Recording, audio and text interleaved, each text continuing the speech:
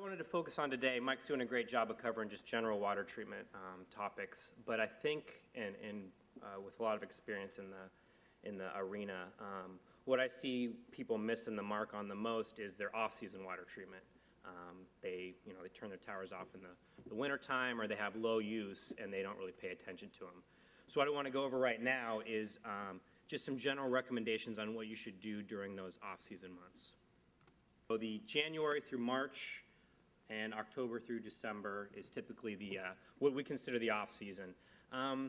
Historically, a lot of people used to just shut their cooling systems off in the wintertime, but now with data centers, free cooling, all those kind of things, more and more I see people keeping them online just in case, or keep them online because they have to. Raise your hands if you keep your system either filled or running in the winter, and mostly because of data centers, I'm assuming, or the load's still there even in the cold months. So that's what I'm talking about, is the off-season during the low or no condenser usage periods. So first of all, why is it an issue? Why do we even care about it? What happens during the off-season is you'll get low or no circulation. If you're just shutting your system down and waiting for that random 60-degree day we might get, you're just going to have your system sitting there, or maybe it kicks on for a couple hours a day depending on need. So that would be low or no circulation. The other thing you're going to see is a lack of water treatment. Without circulation, without makeup water, a lot of times you won't be able to inject your chemistry, control your chemistry, use your controllers the same way. If it's not flowing through that rack, it's not measuring what you want to do. The other thing you're going to see is no testing, no control. Go to a lot of buildings and ask to see their logs for the wintertime. Why do I need to test in the wintertime? The cooling tower's not even running. So a lot of people just don't even test or control during those months. The other thing that you're going to see in those periods is cleaning your cooling towers. When are you going to clean your cooling tower? In the off-season, when it's not running the most. So what you'll get is a large influx of city water. When are you going to inspect your condenser bundles? Off-season. So that's 3,000-4,000 gallons of water goes down the drain. You replace it with fresh city water, and that can cause some problems. The problems you're going to see, which Mike's covered pretty well here, but they tend to intensify a little bit in the off-season, are biogrowth, corrosion, and scale deposition. Here's an example of a tube bundle of high biogrowth in the off-season because they just let it sit there. Then when they went to do the inspection, that's what you found. So that's why it's a problem. So how do we prevent these issues? First way, plan and pre-treat. Anybody have boiler systems? Steam boiler systems. Before you take a boiler down, usually pre-treat, right? You plan ahead, you lay it up. People don't even think about doing that for the cooling towers a lot of times. You really should. So what you should do is, if you're going to drain the system, you still need a plan. Just because you're going to drain the system because you're not going to use it at all, you should still plan on doing some sort of pre-treatment. What I see in the area, and maybe anybody can roger this, when you drain a system and then you fill it back up for that first for the first hot month you get, you see a lot of chip scale. Maybe the water looks a little orange. That's because you can never fully drain a system. There's always some water pockets in there. You're going to get some sort of corrosion in those areas. So you can work with your water treatment vendor to try to either bridge treat or put a little more treatment in before you take it down, and that'll help protect your systems.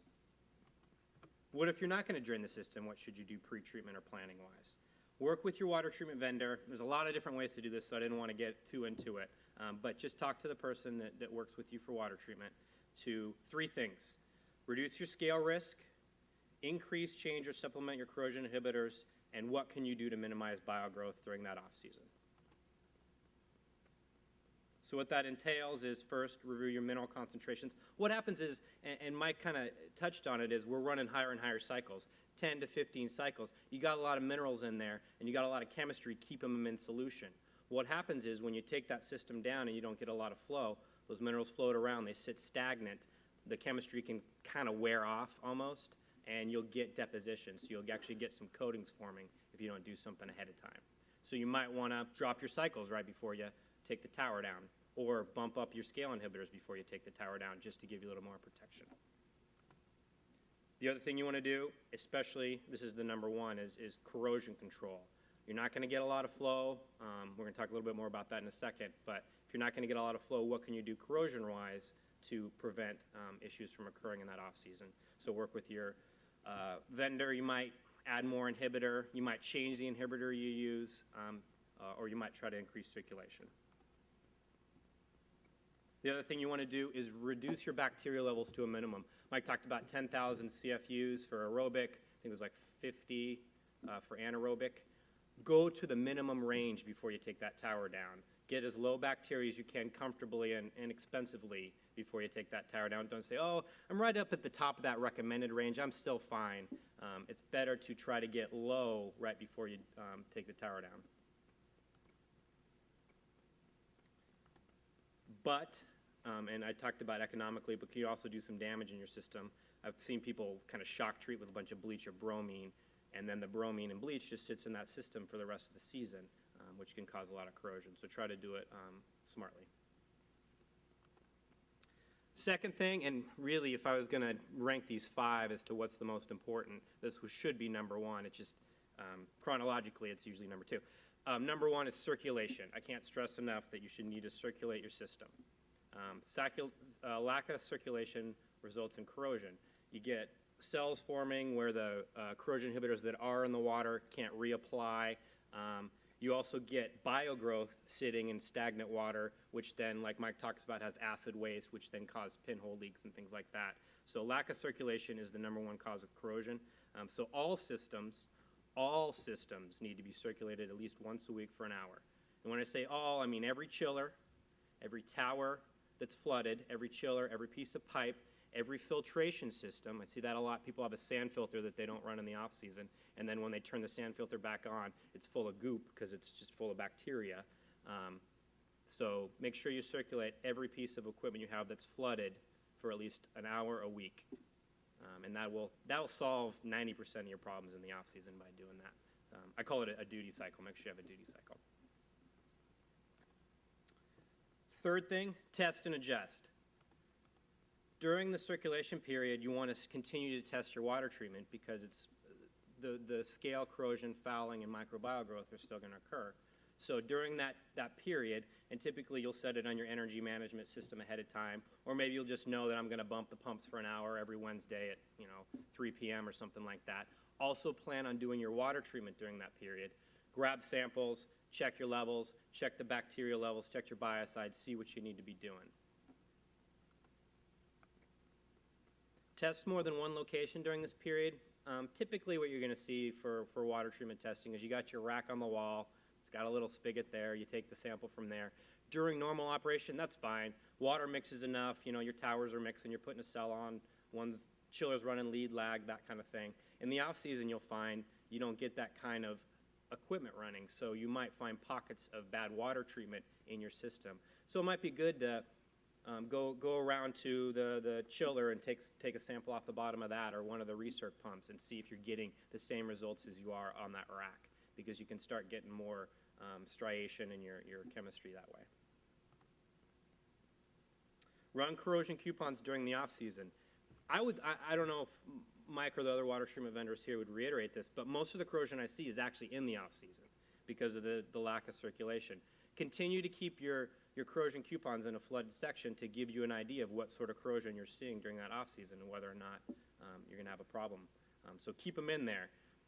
Hey, how come this rack is empty? Oh, we're not running the chillers very much. That's exactly why that rack shouldn't be empty. You should have coupons in there. So continue to do that during the off season. Pay attention to changes in chemistry during planned and unplanned water loss. Now, planned water loss would be chiller maintenance. You're going to take a bundle down so you're going to drain it and then refill it. Cooling tower cleanings, when you're going to drain your cooling tower. Maybe you're going to add a piece of equipment, so you're going to have to drain a section, a couple headers or something like that. You're going to do a hot tap, so you can lose some water out of there. Those are planned water losses. Unplanned would be, the pressure valve pops and, you lose some water out of there, or maybe you got a leak in your condenser system or overflow on your tower because the level control gets stuck up and it just starts to overflow, and that would be unplanned. During those periods of time, don't just, hey, I'm losing water, let's fix it. Also check to see what impact that has on your overall chemistry, because it can change a lot of the ranges that you should be running. So keep an eye on those things. The fourth thing is to maintain cycles, or what I call bridge treating. So corrosion rates versus what we're talking about. So we got copper, I don't know where the pen is, but I'll just point. Copper and carbon steel. We love pH 7 water, up a little bit. Copper, mild steel, doesn't like pH 7 water at all. So when you're running fresh city water in there, you're in a low cycle region. If you're probably below, I'd say 4 or 5 cycles, you're going to be below 8 in your pH. So you're going to be a lot more corrosive. What you want to do, and a lot of your corrosion prevention will help you do this, run higher cycles. If you run 12, 13 cycles, you're going to be up towards 9.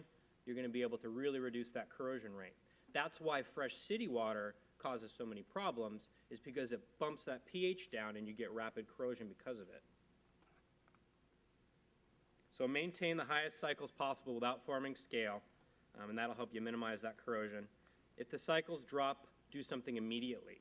Don't say, oh, you know, the connectivity dropped to a couple hundred. Let's figure out what we should do. You should have a plan in place. If the connectivity is going to drop, what should you do to fix it?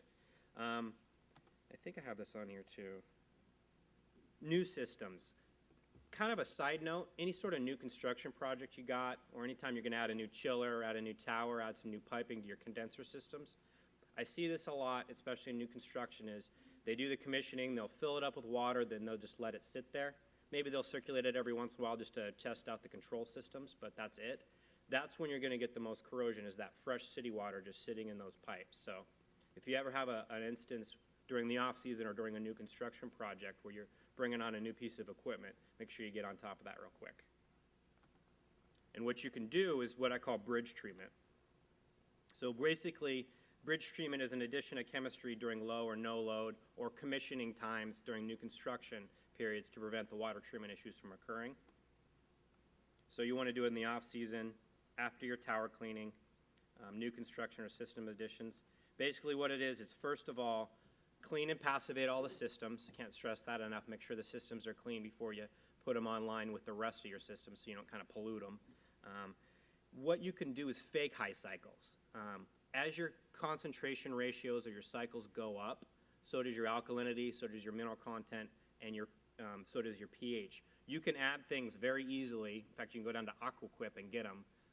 They always laugh at me when I'm going there and buy big things of hardness or big things of alkalinity. How big is your pool? It's like, it's all cooling towers, man. But you can go down to Aquaquip and buy things that will fake high cycles in your system so you'll get those corrosion rates down. And then the application of extra corrosion inhibitors and biocides during those periods is pretty key. Fifth and final thing is clean and disinfect. Mike already mentioned already the OSHA regulations 3754 requires you to clean your cooling tower twice a year. What they say is you should clean it on shutdown and clean it on startup. I think that you could probably just do a very thorough cleaning on shutdown and help out with a lot of those regulations. But they say clean and disinfect. Now, clean and disinfect doesn't mean that you just shut the tower down, take a pressure washer to the fill, drain the sump, and maybe vacuum that out a little bit. It means that you should actually clean and disinfect the whole system, which means the application of some oxidizing bleach, bromine, ozone, whatever you're using for your oxidizing biocide. Bump those up a little bit, run it through your whole system. You might want to use some detergents to really clean it up if you want to. It makes the cleanup process afterwards a lot easier if you do that. So make sure that you're actually disinfecting too, not just cleaning the system. And as I said, treat and clean the whole system. Whenever I bring this up to building engineers or chiefs, they kind of well, I think it's fine. I can just hose it off and that's fine. I'm getting most of the stuff out of there anyway. And what you're recommending sounds like it's going to be costly and time consuming. By doing a thorough cleaning and disinfection, not only you're meeting guidelines, so if there ever were a Legionnaire's outbreak or anything like that, you would have a box checked. It also will actually save you money in the long run. If you start up a clean system as opposed to a dirty system, the amount of chemistry you have to lose, the amount of problems, the amount of filter issues you're going to have right away decreases greatly. So it actually will save you money in the long run by doing that clean and disinfection. So those are the 5 things. Went through kind of quick, knowing that you guys would have access to this at the end, downloading it. Are there any questions, though? Nope? Okay, thanks.